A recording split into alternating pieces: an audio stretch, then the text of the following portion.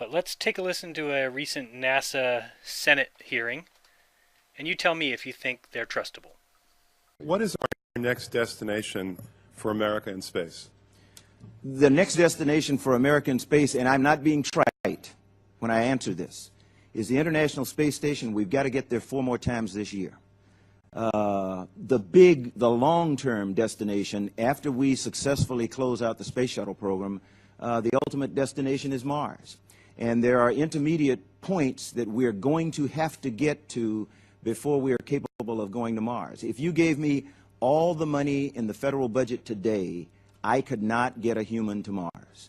I could not morally put a human in a spacecraft and launch them on an 8-month mission to Mars because I do not understand the radiation All right, environment. so what is our next destination in space? The next ultimate destination is Mars. The next one. Congressman, the next destination, as I said before, is the International Space Station. And All we've right, got to let's do that not 4 be more times. trite then. What is the one after that? It's Mars. So there's nothing in between as far as you're concerned. But there are intermediate stops What are on the way they? there. What's the next one? The moon is a destination. Lagrange points are destinations. Which one is next? You mean where do we go immediately next? Is that the question? That's what next Incrementally? means. Congressman, we are in the process of developing a program. I will have to be able to give you the details, and I will come back and make it for the record in the coming months. So why are we even talking about how to get to the next destination? We don't even know what that is.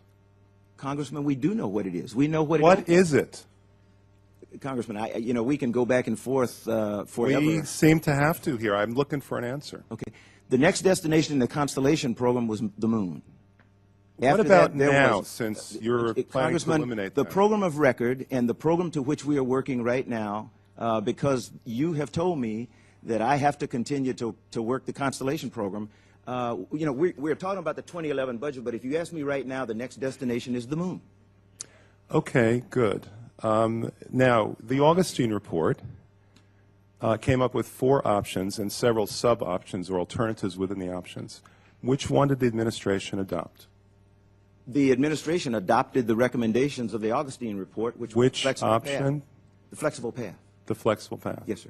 Okay, so you That think was that... the recommendation of the Augustine committee. All right, now, you can correct me if I'm wrong, but I did read the report, and it seemed to me that the flexible path involved continuing the Constellation program.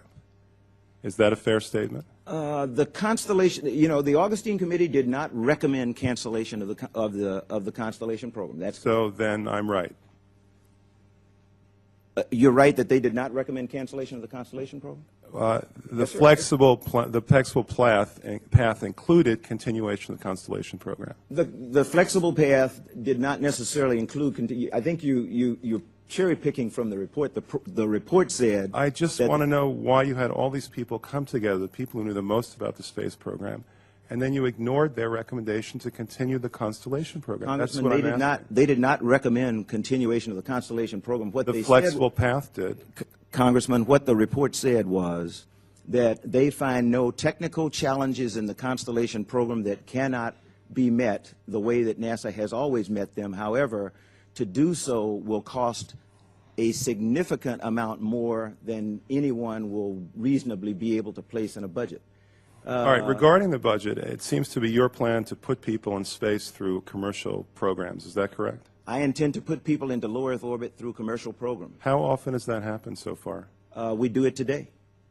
Explain to me. Go ahead. Well, today I go out and I pay USA to operate the space shuttle out of the Kennedy Space Center. The vast majority of my workforce right now is, as Congresswoman Edwards mentioned, 89% of the workforce in the shuttle program today are contractors. So you consider the space shuttle program to be a commercial program? I consider the space shuttle program to be evidence that commercial entities can successfully operate. Please answer the question. My time is limited. Yes. Okay. So what's wrong with continuing it then? We would not. I do not think it would be wise to continue the space shuttle program beyond the 4 additional flights that we're on track to fly right now. I think that would not be prudent. But if one's commercial and the other's commercial, what's the advantage of switching?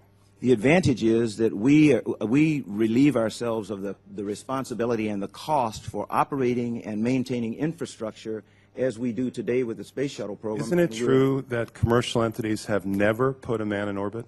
Commercial entities have put every human in orbit that the United States has flown. And you can take that up with North American Rockwell or Boeing or the United Space Alliance. Honestly, I'll tell you, my time is up now, so I'm going to tell you this briefly. I think that what you're doing is taking a shot in the dark. You have no way of knowing if any commercial entity will ever be able to put a man in orbit, no matter how much money you throw at them. What you're doing is you're taking NASA's manned space program and making it a faith-based initiative. I yield the rest of my time.